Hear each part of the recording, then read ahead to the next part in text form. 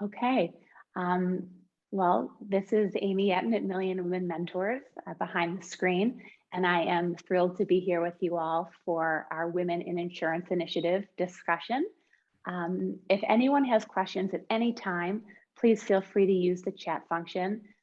There will be time for questions and answers at the end. You will get a copy of these slides in the follow-up. And if there is anything that you need from me following this this session, I will put my email address in the chat box. And finally, and I'll remind you again at the very end, when this session ends, just like you did in the transition from the large session to this breakout, I will be putting the link to go back to the main session in the chat at the very end. So thank you all again for being here. Margaret and Barbara, I will pass this over to you. Well, thank you so much, Amy. Barbara and I are delighted today to represent the Women in Insurance Initiative, A Million Women Mentors. And it is a joy to be a part of this summit. I remember the first time I attended it, actually in person, I said, insurance needs to be a part of this wonderful community. And we certainly are. So I want to start out with just a brief introduction on the next slide of the Women in Insurance Initiative. I am the very honored and proud chair of WII. When I'm not doing that, I'm the Global Insurance Practice Leader at Diversified Search Group. And here at WII, we are all about explosive growth and high impact action. That is who we are, that's our DNA. So every one of our consortium members that is listed here, and I'm going to call everybody out, is really committed to increasing diversity, equity, and inclusion, really creating on-ramps for STEM in insurance. And we do that through our programs, through our thought leadership, and our network. We really are a community coming together to serve and to do good. So a big thank you to ACLI, Accord, the Actuarial Foundation, Country Financial, Diversified Search Group, Luther Pendragon, MEMIC, NFP, Plus Ultra, RSG, and Verisk. Thank you so much for your leadership and your bold courage. So I'd like to highlight just a few of the things that we have been busy with in 2021 and really throughout this global pandemic. We have not let that slow us down. So here at WII, we have focused on adding value and impact. We've had some great keynote speakers and a webinar series that we launched. We talked about Gen Z and what the insurance industry needs to know.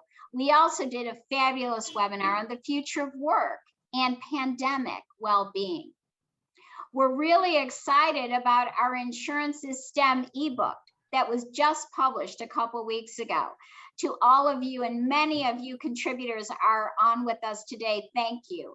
It is a great read. It is a fun read. I will encourage all of you to pick it up. And it's our gift from STEM Connector, from the Women in Insurance Initiative, to all of you. The other thing we've been very busy with is DEI thought leadership and the launch of All Intent. Collaboratively, we are putting our heads, our hands, and our hearts together to serve the DEI community in insurance. And All Intent was created to be that landing spot, that shelter, that place of belonging for all of us in the DEI community and insurance. So if you haven't heard about All Intent, you have now. Please join us. We have a LinkedIn page, we post, we're active, we're a community. So take a peek at All Intent.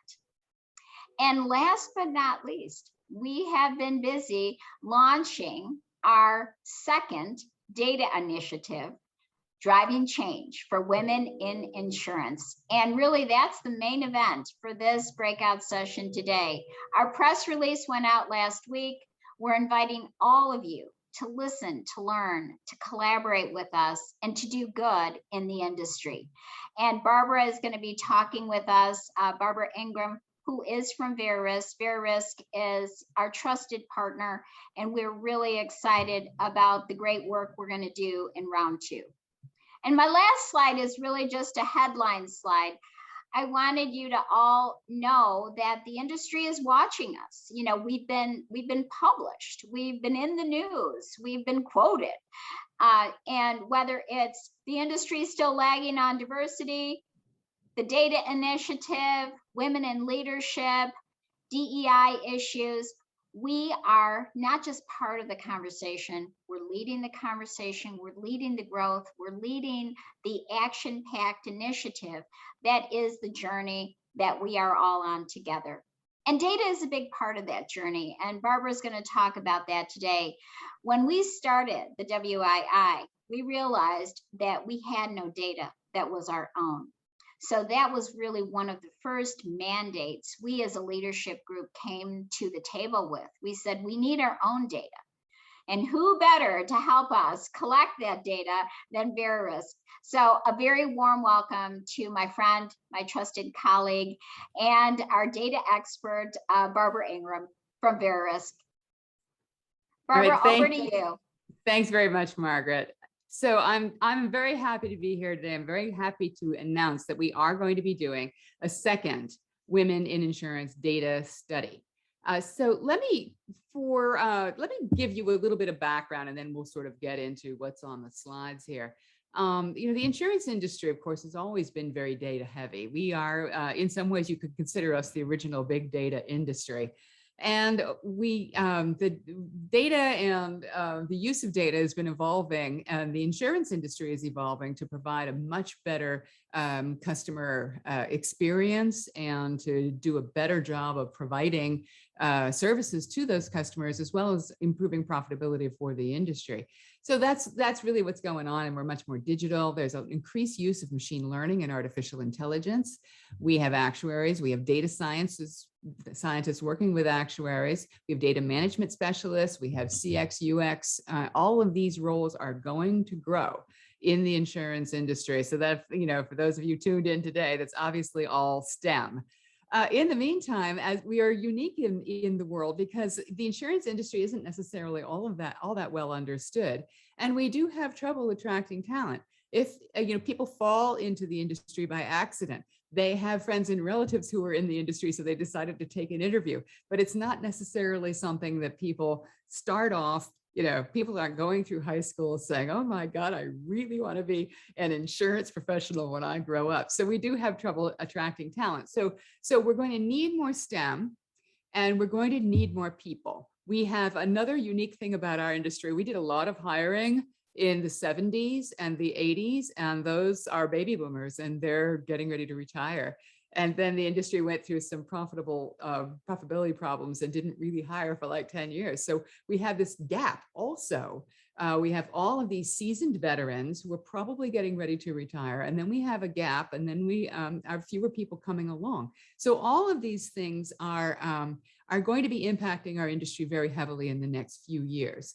So if insurance is going to meet the talent and skill needs for the future, then we absolutely need to be seen as a viable industry, a career choice for 100%, not 50%, but 100% of the available data pool. So that's men and women. So if you are a woman with STEM background, or even someone such as myself who doesn't have a STEM background, but is still very good at math, I just, you know, we need all of these people in the industry, and women need to feel like there's a career for them. And so that is what's underlying our desire to do this data study. We have, so why do a data study? Well, it's because there are a lot of, there's a lot of surveys. Everybody sees some of those surveys that come out annually that focus on industry at large, or they focus on the financial services, but they don't look at insurance in particular. And we often feel in insurance that our situation is unique. So the other thing about these other studies is there's an awful lot of attitudinal or sentiment type of questions. How do you feel about your career choices? Do you feel people support you? All of those are valuable. That's an incredibly valuable set of data, but we wanted to supplement that with actual facts. So that is why we do the data study. The data study is just that. It is fact-based. We have actual industry statistics. We are focused on insurance rather than the broader financial services. And what we're looking for with these facts are insights that lead to action. So Amy, I think I'm ready for the next slide now. So we did a study. We've done one study already.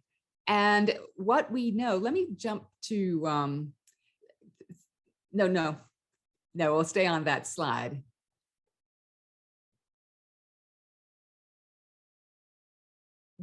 There are more women than men in the insurance industry. But as you can see from point number one, they're very underrepresented among executives. So where we have more than 50% women at the beginning levels of our industry, at the senior levels, which drops way down to 29%. And we have been able to pinpoint the point at which the men start to overtake the women. And in our last study, it showed that the salary band of 100,000 to 119,000 is where the men start to outnumber the women. Another thing that we found is women are very loyal to their employers. So 62% of those that stay 20 years or longer at a company are women. So they settle in, they get comfortable, but it doesn't necessarily work out for them. That loyalty does not necessarily pay out in terms of forward advancement.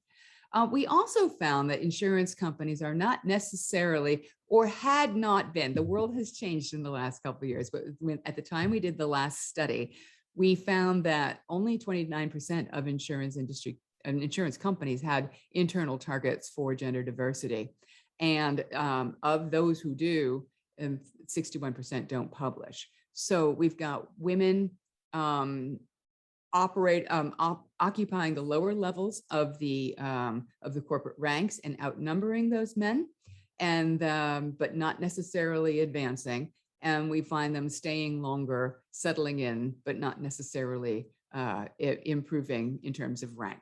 So if we'll go to the next slide, let me show you this slide. When we saw this, we kind of went, whoa, here it is. This is the action plan staring at you. The graph on the left shows at the point where the men start to outnumber the women.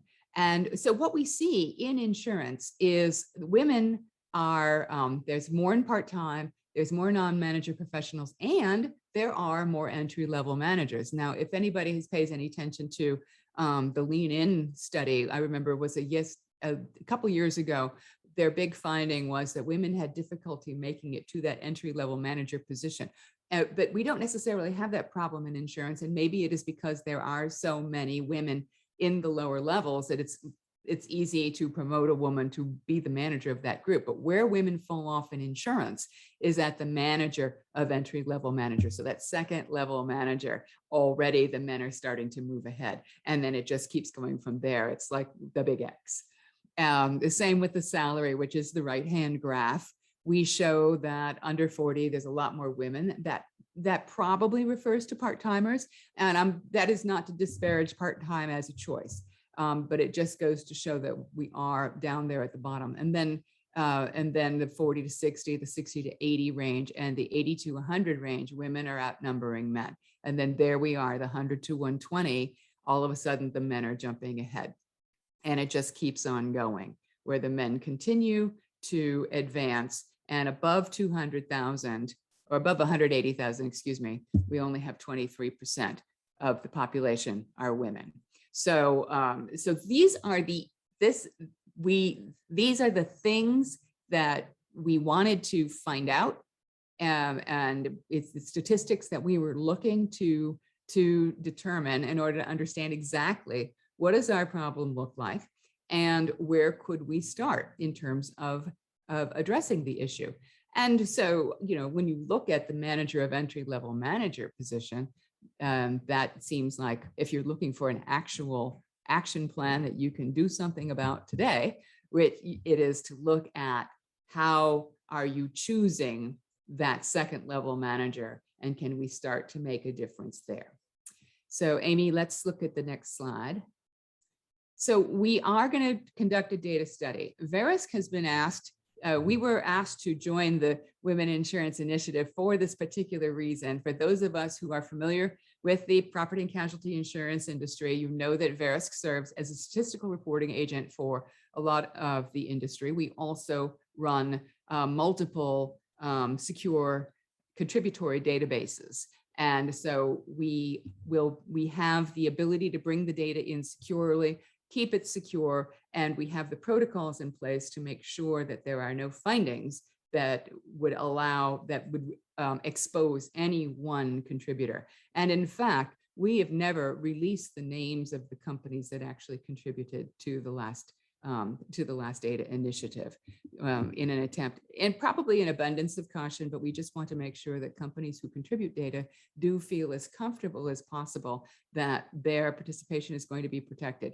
What we want to do is we want to understand what's going on in our industry rather than point fingers at any one actor. So we are going to start the data collection period this week, so October 15th. We've allowed 4 months for the data collection period. Our experience in doing data studies is that that's probably how much time it takes. We find, so for those of you who are interested in getting involved, we would love to have you.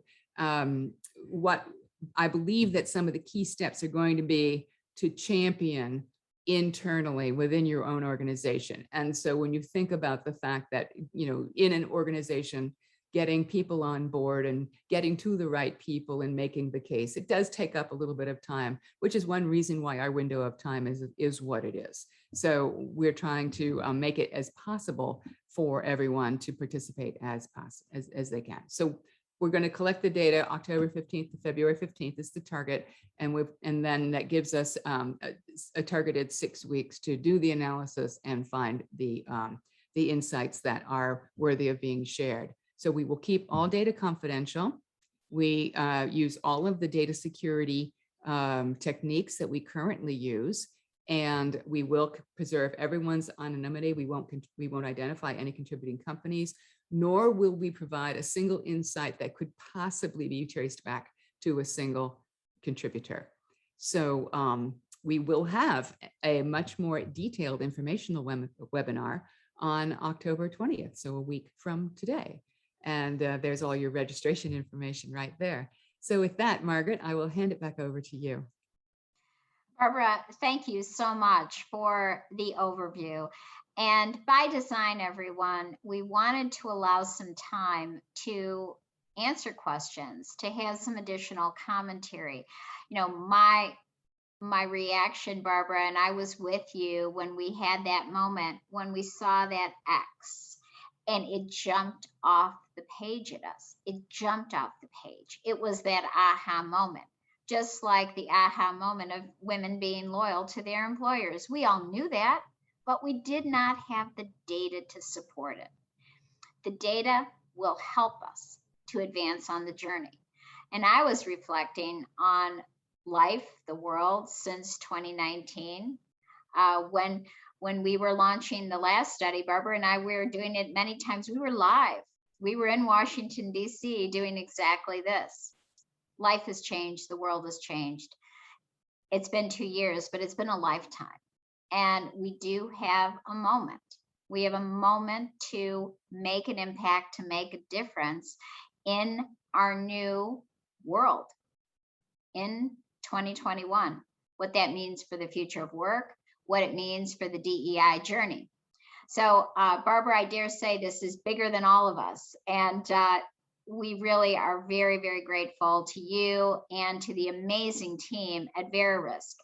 Our webinar, if I can tease you all into this a little bit, we'll have an opportunity for Barbara to talk more about the data study. This is just really intended to give you a thimbleful of information. We'll also have Catherine Lamson, who's one of our pioneering members of the consortium, whose company did participate. And she will talk about MEMIC's commitment to the Women in Insurance Initiative, to STEM Connector, to on-ramps. We'll also have Dr. Leroy Nunnery, who, as many of you know, is our senior advisor for diversity, equity, and inclusion and belonging at Women in Insurance and STEM Connector. And Dr. Nunnery will have some perspectives from his lens on why the data is needed and how we can use that data to create better on-ramps, better initiatives that are fact-based. So we have a great webinar planned for all of you. So with all of that said, please join us next Wednesday at 12 o'clock Eastern time. I promise we will not disappoint. We will be able to answer more questions, but we've got a bit of time now. So I'd like to open up the floor to any and all questions, certainly, but comments. And, you know, for many of you, you may be hearing about this for the very first time. What we didn't say clearly is there is no cost to your organization to participate. This is our gift and our service to the insurance industry. And when we say insurance, it's broad. So it is property and casualty, it's life, it's reinsurance, it's those entities that serve insurance. So I think we do cover a broad swath when we do say insurance. So any questions or comments? You know, if we do a bit of open mic here in the last 5 minutes or so, any thoughts for us? I'm looking into the crystal ball that it is that chat. Barbara, did you think of anything else you'd like to make a plug on, or answer any questions that you think might be floating around out there? Sure. You know, we will provide a lot of support. The data intake team will they'll talk you through. We have a spreadsheet with all of the questions that we're asking. We will guide you through that. We will guide you through the data submission process. We're available to answer those kinds of questions, security questions, how do I give you the data questions, things of that sort. What if I can't answer all the questions, you know, whatever. So we are very happy to provide that kind of support. And the website will have links, an FAQ, as well as links to reach out to those who can provide answers to questions. That's great. And I can attest, as I was answering a lot of questions, you know, in 2019 from organizations, and I had amazing support from the team at VeriRisk, Barbara, her team, others who really, you know, we put together the FAQs, which really helped. But also what helped in so many organizations is just having the conversation with VeriRisk to validate, to reassure, to make sure that you're not alone in this. If you have really the desire and the hope for your organization to be a partner with us, to participate in this study confidentially, we are here to help. We are your wing women. We want to be there to answer the questions, to get people comfortable, to have whoever it is in your organization need to hear it from Barbara and the team at VeriRisk, from me, the people at STEM Connector, that your identity, your information will be kept confidential. Like MEMIC has given us permission to use their name. We would never use your name without permission. I'll just add also that we would love to have a broader participation. You know, the study is statistically relevant. What happens is when you get more data, the big points tend to get reinforced. But what happens is if you get enough data into other categories, you can actually expand the number of insights that you can provide. You know, if a data pool is too small, then it doesn't necessarily provide any signals. And so that's the biggest reason we're looking to expand it. We'd really love for this to be as representative of the industry as possible. And we do think everyone will get benefit from it, because you know what?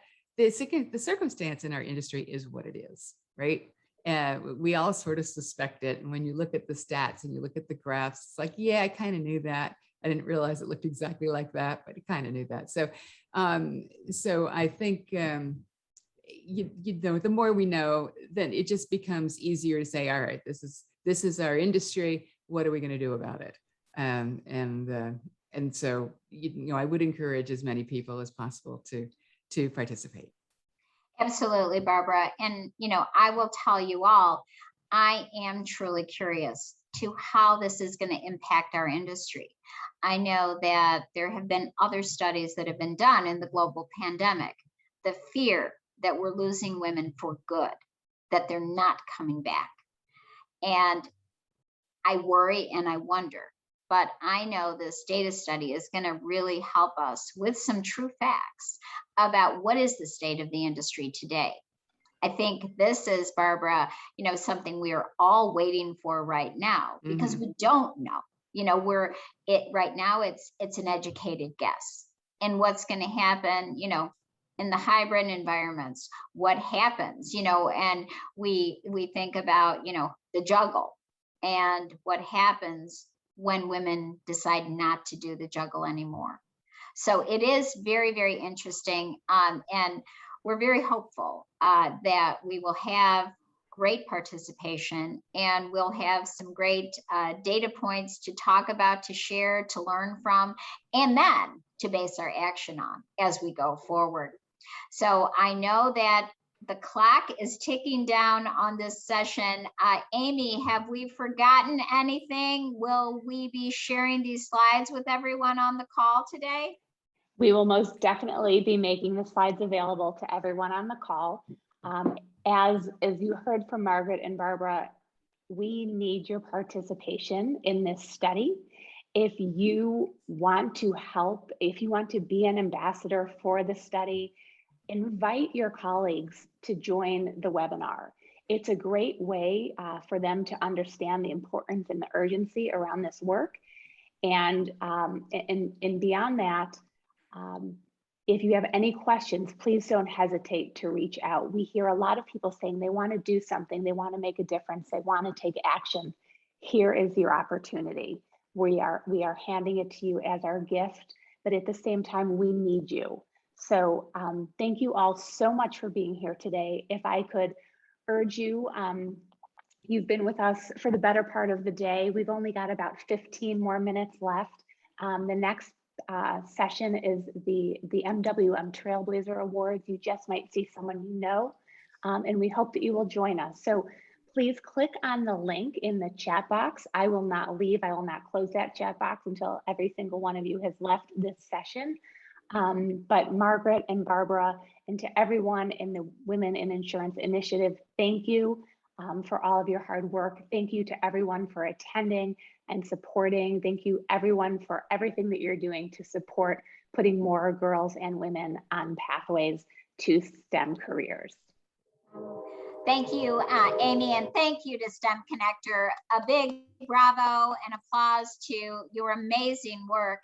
And, you know, I'll leave you all with this quote, which could not have been written better for us. The more uncomfortable something is, the more we know we're driving change. And that's what we're all about at the Women in Insurance Initiative. So thank you all for being with us, and please be on the journey with us. We're looking forward to seeing you next Wednesday at noon. Bye, everyone.